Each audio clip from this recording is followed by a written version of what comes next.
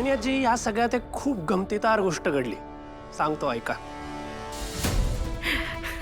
स्नेहंतरा, तुझा ऋषी म्हणजे ना, तो जेव्हा अचानक अशी एखादी गोष्ट सांगायला लागतो ना, मला थोडीशी भीतीच वाटते.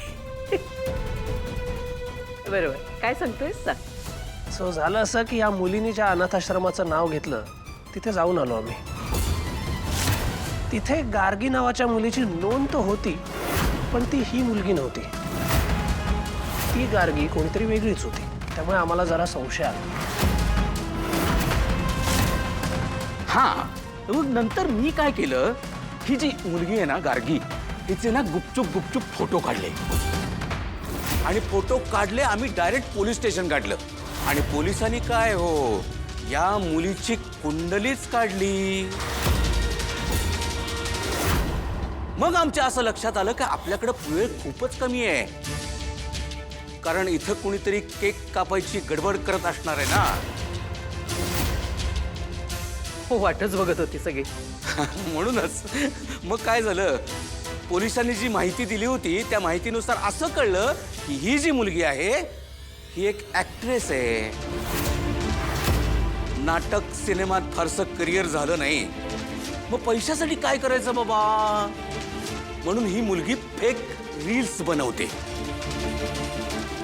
आणि आता इथं जी ऍक्टिंग केली ना, ही सुद्धा पैशासाठीच केली. काय खरं बोलतोय का नाही मी? हे बघ, तू हे सगळं पैशासाठी केलंय हे आता उघड झालंय. त्यामुळे तू असं खरंच वागलीस का असं मी तुला विचारणार सुद्धा नाही. असं का वागलीस एवढंच सांग.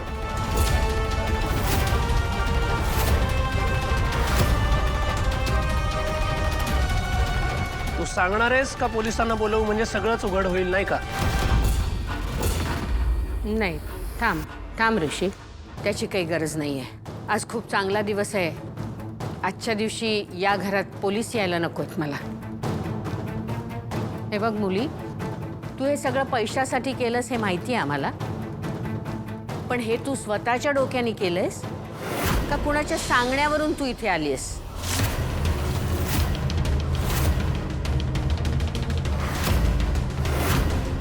अर्थात तू याचं उत्तर दिलं नाहीस तरी मी हे सगळं कधी आणि कसंही शोधून काढू शकते. फक्त मला वाईट याच गोष्टीचं वाटतंय की तू ज्या मुलीचं नाव घेऊन मला फसवलंस ना, ती मुलगी म्हणजे जीव आहे माझा. जगात सगळ्यात जास्त माया मी तिच्यावर करते, माझ्या मोठ्या नातीवर. माझ्या मोठ्या नातीला मी आजवर कधीच पाहिलेलं नाही, पण म्हणून काही अन्नपूर्णा एवढी भाबडी नाही आहे की खरं काय आणि खोटं काय ते तिला कळणारच नाही. हो, मी वेड्यासारखी वाट बघते खूप वर्ष माझ्या नातीची. वेड्यासारखी वाट बघते, पण म्हणून मी काही वेडी नाही आहे. तू नातीसारखी आहेस मला. आजी म्हणून सांगते तुला, कुणाच्याही भावनांशी अशी खेळू नकोस पुन्हा. सावर स्वतःला. आत्ता मला फसवून 4 पैसे मिळवले असतेस तू, पण तुझी लबाडी कधी ना कधी जगासमोर आलीच असती.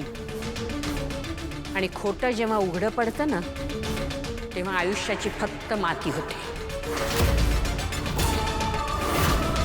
आज तू तुरुंगात जाण्यापासून वाचलीस ते सुद्धा माझ्या मोठ्या नातीमुळेच. तेव्हा आता निमूटपणे इथून चालती हो.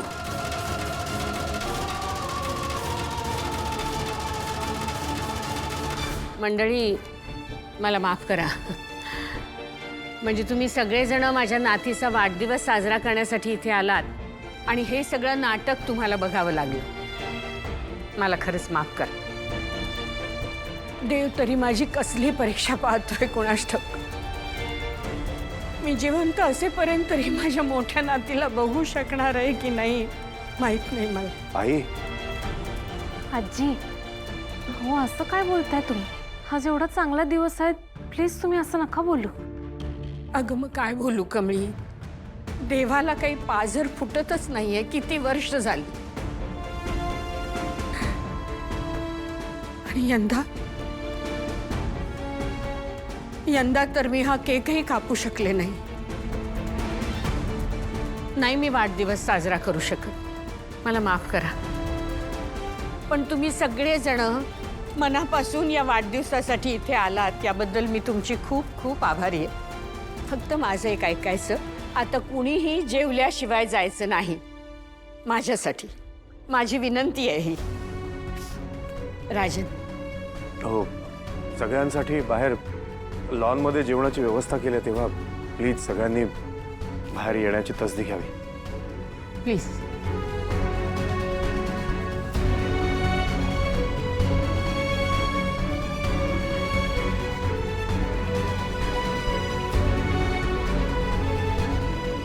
बंड्या निघी जावा, बाहेर सगळ्यांनी काय हवं नको ते बघून घे.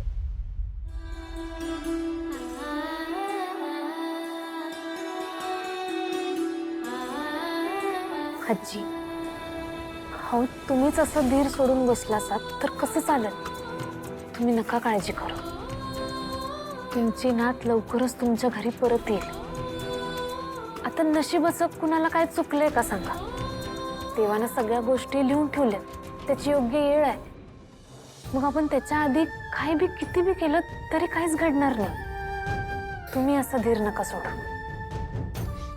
अगं फक्त 1-2 वर्ष नाही ग, गेली 18 वर्ष मीच केक कापते. हा कधीतरी माझी मोठी नात येईल या आशेवर.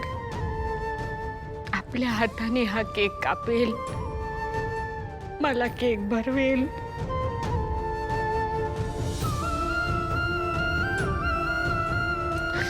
यंदा तर काय केक सुद्धा कापता आला नाही मला.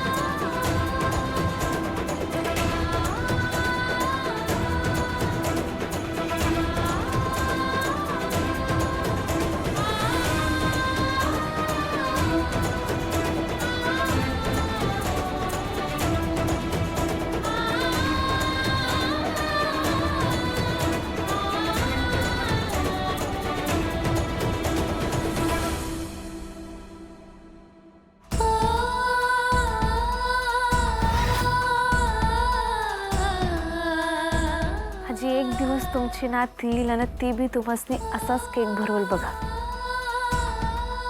तोवर माझ्या हातनं केक खाल्लं